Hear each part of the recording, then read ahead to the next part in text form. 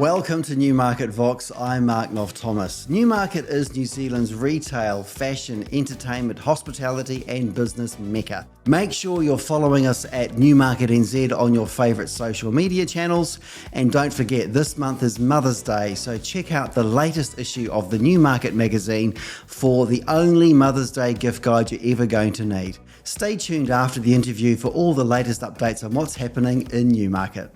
At the heart of it, I'm a designer. I absolutely love design. Knowing that whatever happened in the future, the absolute was it was going to be around technology.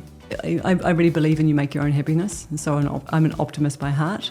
Raised on a farm, moved to Auckland as a teenager and has lived in both London and Turkey. She's always been at the cutting edge of technology and has gravitated towards the education sector. She's on a mission to make sure that we're all upskilled, not only for the future, but also for today. She's an education futurist and in 2018 was awarded Companion of the New Zealand Order of Merit. In 2013, she'd started MindLab right here in Newmarket and then opened Tech Futures Lab in 2016. Now housed on Kaiba Pass Road under the umbrella of AcademyEX, I'm delighted to welcome this month's guest, Frances Valintine. Frances, thank you so much for joining us today. So we're going to ask you a whole bunch of questions, tumble through lots of things in your background, your childhood, your career, etc. So please feel free to share as much as you wish. Fantastic. So you grew up in a farm in Hawera. I did, in Taranaki. Taranaki. And tell us about your childhood. What was that? What did that look like? How was it? Very rural. I lived on a farm. The closest neighbours were my grandparents. My parents were basically teenagers when they had started a family, as they were back in the day. And I went to a tiny school, perhaps 70 students, all the way through. And I stayed there until I was into high school. So I started high school there and then moved to the big metropolis of Tamaki Makaurau. Okay. So when did you move to, how old were you when you came to Auckland? I was in third form, so 14, okay. Like that. And when did you go to school in Auckland? Oh gosh, I started in Takapuna Grammar, then I moved to Rangitoto College, then I went to Australia, and then I came back to Rangitoto College. Okay. Do you have any siblings? I do. I'm in the middle of three. Okay. And are they still in Auckland or are they overseas? Amazingly, we've all ended up back here. So everyone's had their sort of overseas experiences and travel and ended up all within sort of 30 minutes of each other. Yeah. So rural background, lived in the country. Were there any signs back then that you were kind of a bit techie? Look, I think growing up rurally is the best place because everything is tinkering. Yeah. You're trying to fix everything. It's number 8 wire in its truest form. And so when my dad, he was really, really big on building and a craftsman. And so I would spend, huge amounts of time on bandsaws and making things and tinkering with just engineering type of activities. And so I think that was probably the beginning of my real fascination. And it wasn't until my mother, who ended up in travel, went overseas, on the first person I knew to go overseas on a holiday. And I sort of suspect it might have been America or Hawaii or something like that. And she came back with a Donkey Kong game for me. Donkey Kong, a handheld Donkey Kong. And I think that was when I started going, wow, all this technology is now on this handheld little device. And this would have been, in very early 80s, maybe even late 70s, so a long time ago. So you were in Auckland and you went to Australia and you came back and you eventually ended up in London and Turkey. How did all that come about? You've done your research. I went to London at 17. I realised I've already had my UE and I realised that university wasn't something I wanted to do at that time. Yep. It wasn't nearly as unusual as it would be now because obviously as a generation more and more people go straight into university, but it wasn't something I had really clear ideas about. I had wanted to do technical drawing and become an architect. I'd been banned from it as a female at my high school. Wow. I wasn't allowed to study technical drawing. And so I went off to London just to kind of figure out what the big world was about, not knowing anyone, and arrived there and sort of found my feet. And then ended up in Turkey because I loved it. I went there on holiday and then a fashion company I got involved with, they were really at the cutting edge of technology, which sounds to most people ludicrous that we're talking about. At this stage might have been 1990, that they were kind of thinking about manufacturing in a very technical way, and it was like, okay, this is just another form of technology. I'm excited. Having left London for the first year I was there, where big beige boxes were really starting to become like a personal computer, and I started to see people using computers in ways that really excited me. I hadn't seen that here, and it was like a step into the future, and I could just start to imagine what this new world looked like. Okay, so when you eventually came back to New Zealand, what were you doing then? So I came back, actually the first time I came back was the first Gulf War. So I was living in Turkey, we were told to leave. So it was sort of rounded up and said, actually, as a foreigner, you need to jump on a plane and go home. Yeah. I did that for a while and then went back again. I was really emotionally connected to not just Turkey, but Europe, wanting to be there. But eventually life kind of catches up and you think, actually, I've got to grow up and kind of figure out what I want to do. So I came home to see family and decided to stay, and by 1997 the media design school was actually kind of the beginning. Became a thing. Yeah, so that became my next 14 years, and that in a journey is extraordinary, because when that started in 97, and this was at the sort of absolute pointy end of creative technologies, it was still a big beige box with floppy disks and zip disks. Yeah. It was only really, it might have been a year later that the first Macs became personal computers, and you could actually start buying Macs at an extraordinary price. Yeah. I mean, I can a mortgage. it felt like a mortgage as a startup, that's for sure. So it wasn't that long ago, really, that we started to see this massive computing processing power come to fruition, but also that the personal computer could do all these incredible things. Yeah. And so it just was an evolution of all the things I experienced and all the conversations I had with people all over the world, knowing that whatever happened in the future, the absolute was it was going to be around technology. At the heart of it, I'm a designer. I absolutely love design.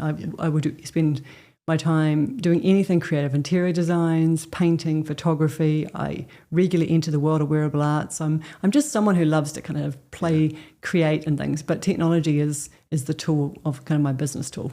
So you opened the Mind Lab right here in Newmarket back in 2013. Yeah. What was the driving force behind that? Was this sort of, you could see what was coming and you wanted to be on the front of the curve? Yeah, it was a little more simplistic than that, actually. So in 2011, Media Design School, which I was the CEO of, sold to an American university group. I stayed on as the CEO for a few years, and we actually took Media Design School to other markets. So they had a very large international university market. So we took the concept of Media Design School to Santa Fe in New Mexico, to San Diego, to Milan, and to Malaysia. And it was really part of this idea of putting best practice creative technology schools inside other more traditional universities. And I was traveling a lot, and I had two young boys. Okay. And actually I came back at one point, and I was also doing a master's degree. I was busy, and I thought I need to have a new education entity that was going to keep me at home. And that was fundamentally it. I wanted to do the same thing, but instead of teaching students who are adults, I decided to teach children. Okay. And that's where it started. So the Mind Lab, when it first started in 2013, was exclusively children for about a nanosecond.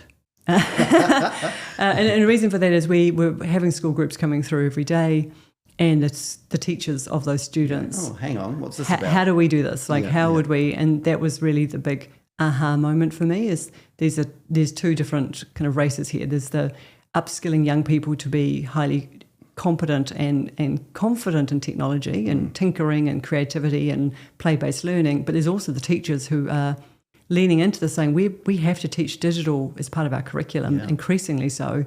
We have no idea how to do this. So did that lead to Tech Futures Lab opening in 2016? Sort of. We actually partnered with Unitech in 2014, and we became basically a public-private partnership. I used their accreditation process through NZQA to get our first postgraduate qualifications established. And they were all around education. Yeah. And so I stayed within that market.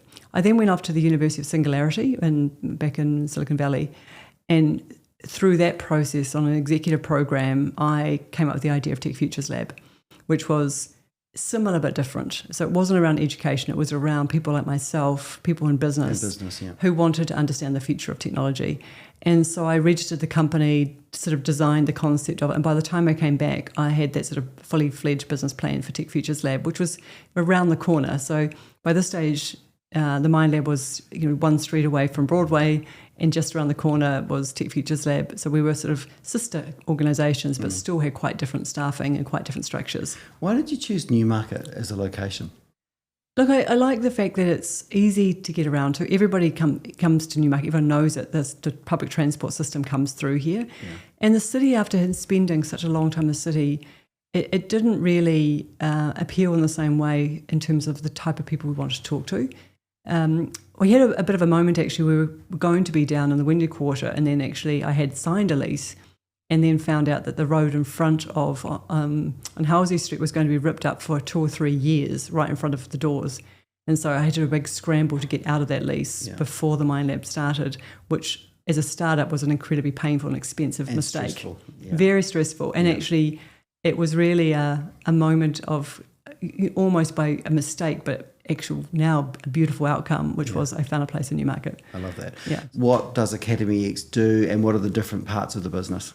So we've now grown to the point we needed faculties like a university, the Faculty of Science or Education Medicine. So we have the Mind Lab, which is all around education, change management, leadership. We have Tech Futures Lab, everything around technology advancement, and then we have Earth Futures Lab around sustainability.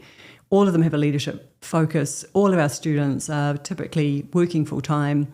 AcademyEX is like the umbrella brand across all of them, and it enables us to have these different faculty where people can come in and study postgraduate programs with us. Almost everybody is studying while working full-time. So it's a really lovely group of people because they know what they're there for, they're on a mission, and they love the cohort of being amongst people just as equally curious as they are. Yeah. And so that's the magic. What would be the easiest way to describe an education futurist? It's a term that actually I probably had to coin because people kept calling me a futurist, which I felt really uncomfortable about because there's no way we can see the future. And a lot of people were very comfortable with that term, but I wasn't. Yeah. But for me, it's about the future of work. So I feel comfortable talking about where the future of work is going. And so then the education you need to get there, an education futurist. If you weren't an education futurist and your life had taken a different pathway, you kind of mentioned you've got that real passion for design, creativity. Is that what you'd end up doing, do you think? Yeah, I think I probably would have been an architect. I think that's probably where my passion would have taken me. Changing tack slightly, what's the worst investment you've ever made? I've always been ahead of the curve. So my first technology company was called Shoko, and it was interactive projections. And so we partnered with the cinemas, the event cinemas at the time, and you could project adverts on the ground and kids could interact with them.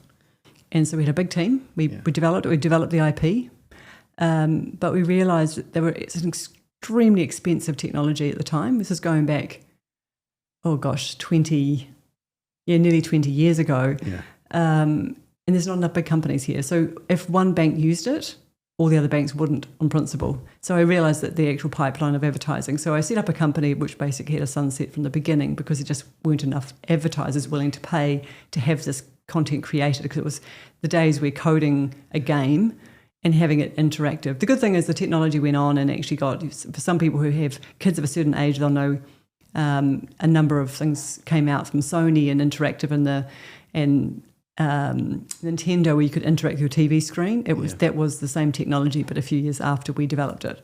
So it was ahead of its time. Can sometimes also be the New Zealand condition where the size of the market and the limitations around that can be quite problematic. Yeah, and I was too young to really understand how to take something globally, and probably just didn't have the confidence at the time to go and find that kind of investment level I needed to take it globally, which could have taken a huge.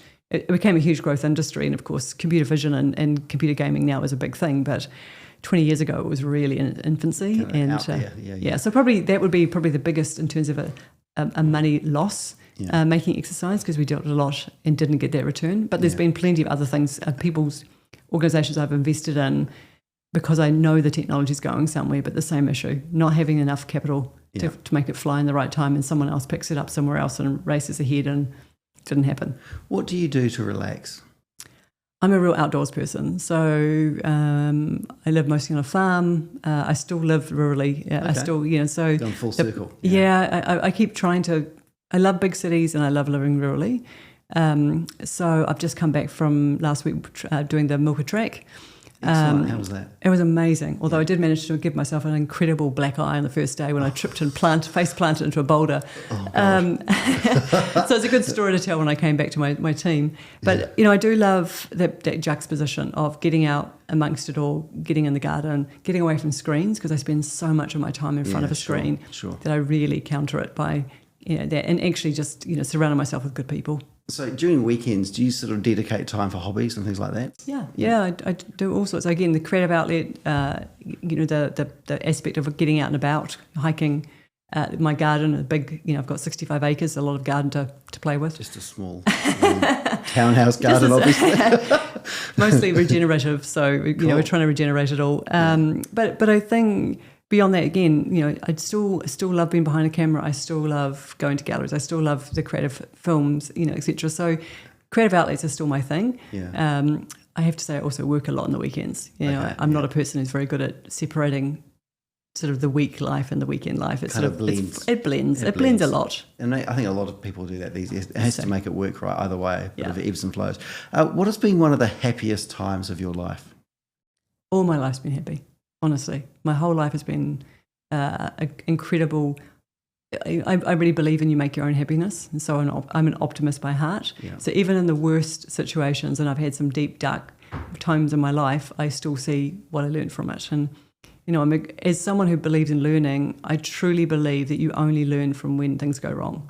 When things go right, you don't notice. You don't take any time to understand what went right. So we can wallow in the things that go wrong, or we can just go, it happened. Let's continue on. And I also believe that the world provides what you need. So the world's provided me with the most extraordinary people, my own family, my extended friends, around.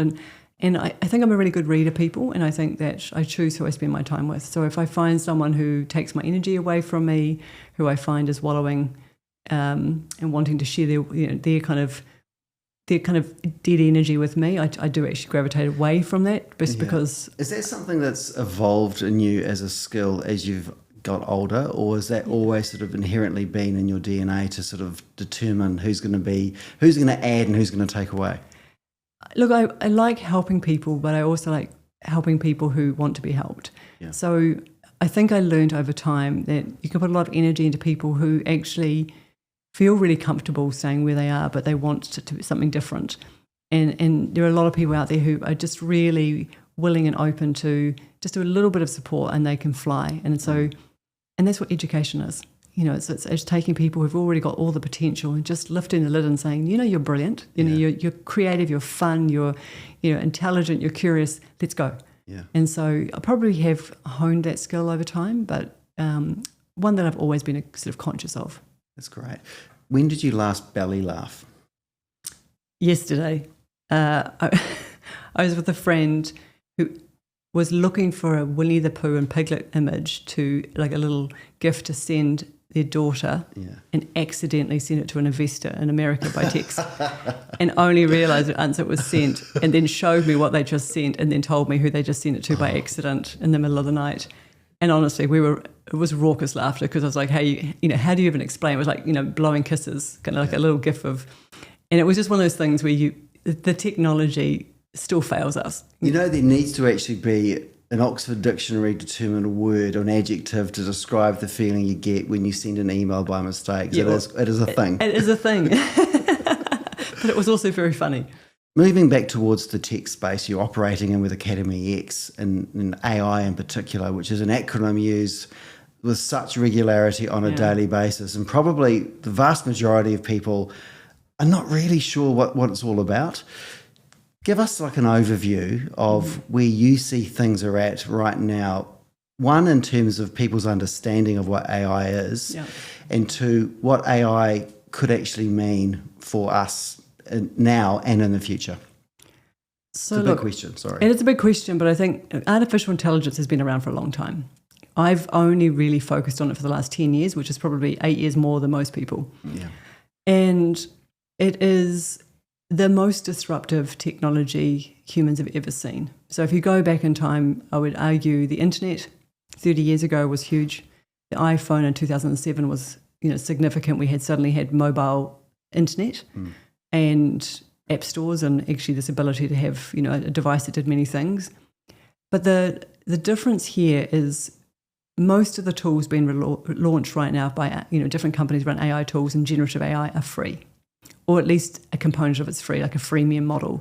So you don't have to buy a laptop or a computer or have a contract or have a credit card, or you don't have to have a modem. You don't have all the things that would have made previous tech inaccessible, like buying an iPhone was a huge cost. Getting a computer and a modem for the internet was a big outlay. This is not like that. This is just, basically open up the app and you go straight into it. And so we've seen this exponential kind of lift of people around the world. We know about 5.5 billion people in the world are now connected to the internet. A big chunk of those now are using AI almost daily. And the most remarkable thing about it is the speed of which it's improving. So 2 years ago, when people first started dabbling with ChatGPT, they were writing funny poems and doing a few little things and laughing about it. And some people gave up at that point because they couldn't see an application where that was ever going to be useful in a work environment. Today, it can pass every bar exam, every scientific kind of study. It can do mathematical equations. It can, even the creative sector, which was always going to be that precious little snowflake that would never be touched by AI, is being completely annihilated by it in some ways, because it's got so good that you cannot tell the difference in many cases between that footage, that film, that video, that graphic design, that logo, that photograph. You cannot tell, is it AI generated or human generated? And so we have to get really comfortable working with and alongside this tool, because it is going to be the most defining tool of our future. And even this, the podcast, you have free products that will take just take a report and turn it into a podcast within 2 or 3 minutes with multiple voices. And so even that is starting to say, well, what do we believe to be real? And I think what we have to move the conversation about what is real and saying, what are we happy to accept? Because if I am watching something, a great movie, do I really care if it's AI generated or not? The reality is probably not, if I think it's a great story. So to create a great AI story, you have to be an incredible creative, because you are feeding that machine with prompts and questions, and you're setting scenes, and you're doing the work that a producer still does. You're still a storyteller, but you actually have this agent on the side that's helping you. And so we're having to work differently, because if we don't do it, our competitors will do it. And no matter which sector I work with, everybody has a story now about how they've got a competitor who's using AI extensively, and they're bringing the costs down and turning things around faster. It doesn't matter if they're lawyers or accountants, or they're people who are in media houses, or they're journalists, or they're travel agents. Everybody is experiencing the same thing. Is if I don't do it now, I can see my competitor doing it, and I can't compete. How are they doing it? How are they doing this so quickly? How are they doing this in a way that's so cost effective? What's your take on New Zealanders generally, their knowledge of AI? Would you say, compared to other sort of countries, we are equally up there with them, or we're falling behind? Where would you say we're at on a global comparison? Yeah, I mean, all these things are measured these days, of course. There's data to show that New Zealand is always slow. We were let me say it. When the internet came out, actually we were ahead of the curve. We were actually one of the fastest internets in the dial-up era. But actually, we have a number of issues. We have capability, so a real talent shortage of technology skills. We have a lack of investment, so infrastructure.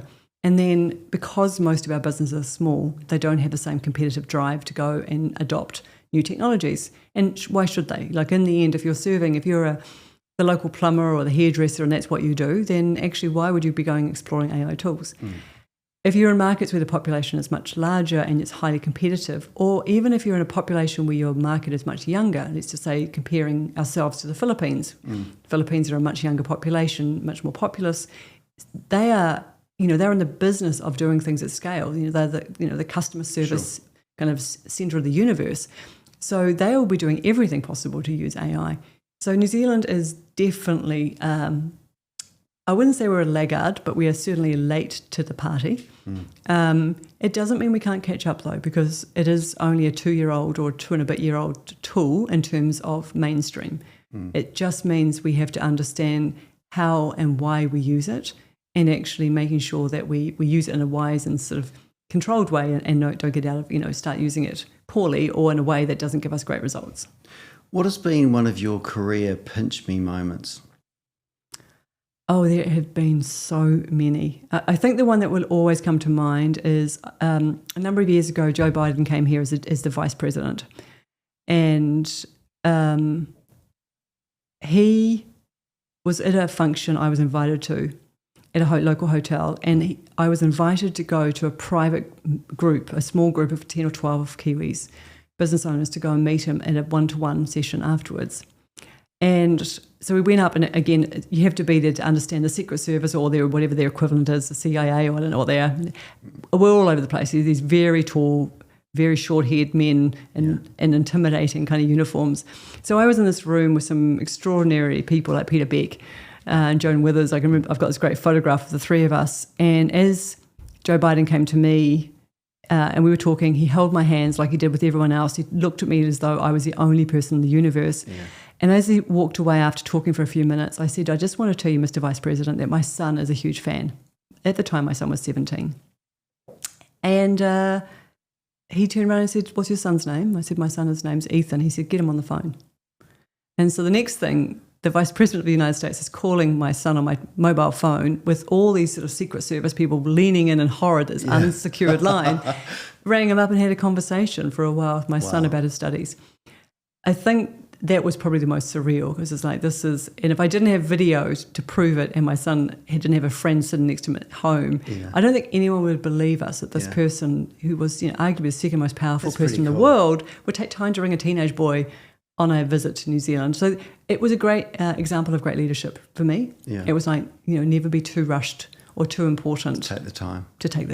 100%. Always take the time. Always. Going back a step, I was going to ask you what's next for AcademyEX, but you've probably already answered that with PlayLab. Yeah, PlayLab is a big one. Broadening our experiences and more programs. We want to make sure we're always at the frontier of what's new. So all of our programs are what people need today. We have to make sure relevancy is our whole currency. We don't want to compete against the great work universities are doing. We want to make sure that we're, for this executive group, we're at the very pointy edge where it's much harder to do at scale. We can do it as being more, more niche and more focused. And so, we bring together these extraordinary academics and supervisors and advisors from different sectors to work together. And the one thing that's really common amongst everybody is this real passion for learning, and this idea that if you can just, light that spark in someone's mind. We've watched people who had huge self-doubt, didn't know where their career was going, feeling like they were washed out in their mid-50s, suddenly, starting their own ventures and flying. Love it. There is nothing better. Do you have any regrets? Oh, heaps of regrets. Look, there's so many what-ifs and so many if I'd known differently. But again, going back to my optimistic kind of state of mind, I go, well, actually, there was a reason why I experienced it and a reason I made that decision. And, it comes back again, I think that one around time, never be too busy. I think that often the regrets are people you don't spend as much time with, or you don't, you part ways because you live in different countries, or you had a momentary kind of meeting and you had a great connection but you didn't keep in touch. But overall, I would say that the regrets are the things where I look back and go, well, what did I learn? What did it teach me? What did I do differently because of it?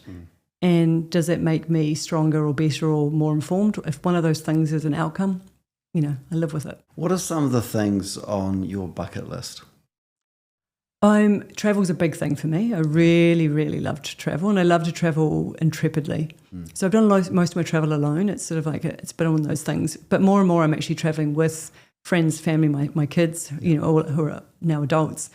So last year I went to Antarctica, which was a definite bucket list, one of those things I really wanted to do, which was incredible to go there and experience. With Peter Hillary, who was extraordinary to be leading an expedition down there, someone with that knowledge. I mean, Peter Hillary had been there 43 times before, so, incredible knowledge. But I think for me now, travel's sort of gone on the back burner a little bit with the way the world is right now. There's a lot of places that I don't feel great about going to. I think the world's in it's having a midlife crisis. And I think the midlife crisis needs to be sorted out, and I want to make sure whatever I do supports us here, because I think as a country we're also potentially could go the wrong way right now. I think there's a lot of really good talent leaving, and we're not attracting the people we need back. We could become a place where lots of wealthy retirees come to, but that's not the New Zealand or the Aotearoa I want for myself or any future generation. I definitely would love to see really a much more equity with Māori Pacific and integration, migrant communities. We are a very diverse group of people, and we don't do enough to really understand how could we improve it and celebrate. Absolutely. I love the fact that we are so diverse. I love the fact that we've got really strong cultural heritage, but it still doesn't play out in a way that makes me entirely proud, and I think we could do a lot more. So in some ways, my intrepid journeys are sort of been now sort of localised, and actually thinking about what can I do here, more scale, more impact. I've got a huge amount of fight left in me still. I feel like I have been fighting for 30 years to get education into a place where people take it seriously, that it's not just this front-loading piece in your life. It's not like something you can go and sort of front binge. Tick a box first, and you're done. 22 years, done, move on. Yeah. I've really been trying really hard to standardise, normalise, and make sure that that's part of a dialogue. I don't even know that I'll ever get to the point where I feel like it's been achieved. I feel like it's still a long way off for the average person thinking about it on a basis where they're going, I really do need to get back into some form of learning. But maybe I'll look at the growth of what you've done, though. That in itself tells a really positive story, that the uptake has been so phenomenal, which is amazing. Yeah, and look, I really am extraordinarily proud of what we've achieved. So for example, we have a graduation this Thursday, and there's nothing I love more than watching adult learners go down the aisle in their gown with their kids often in their hands, walking hand in hand down there, and somebody doing a haka or a waiata, or someone going and being wrapped around with flowers and bouquets and the love and support, and people are so proud of their mum or their dad or their uncle as they go and study, and they look at them like, wow, you're at school like I'm at school. You might be 7 years old and looking up to these people going, wow, grandma's 62 and she's studying again. Those moments are just gold. Like, they're absolute gold. What's your favourite place to be in the world?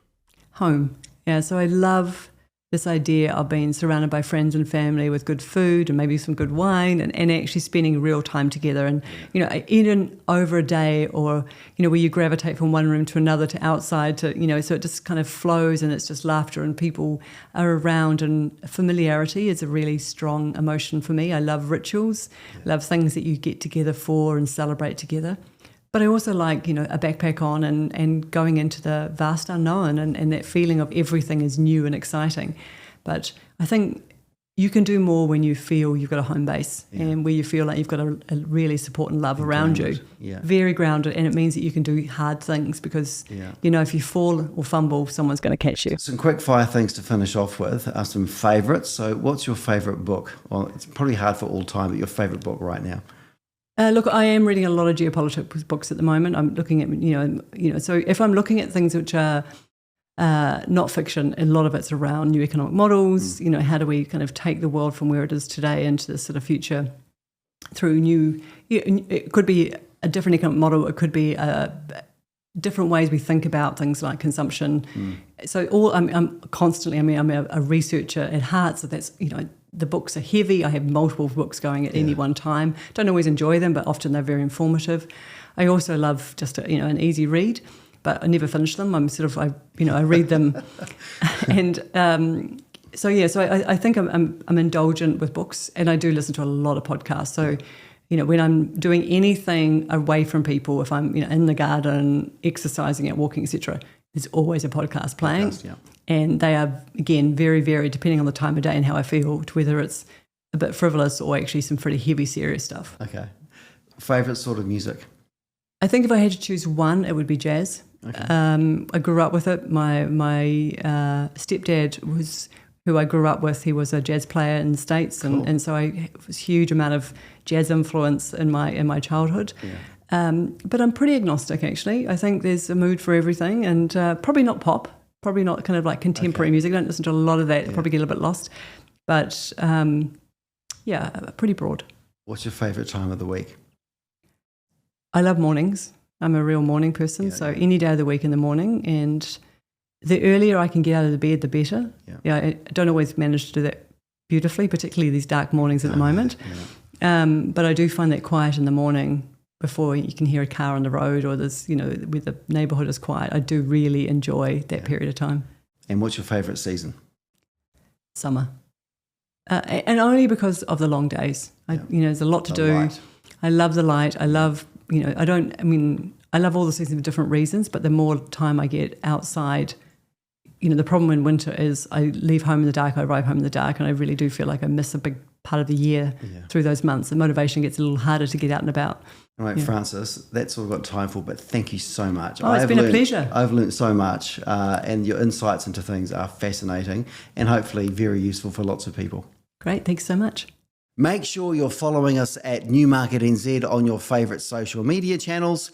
And don't forget, this month is Mother's Day, so check out the latest issue of the Newmarket magazine for the only Mother's Day gift guide you're ever going to need. See you next month. Cheers.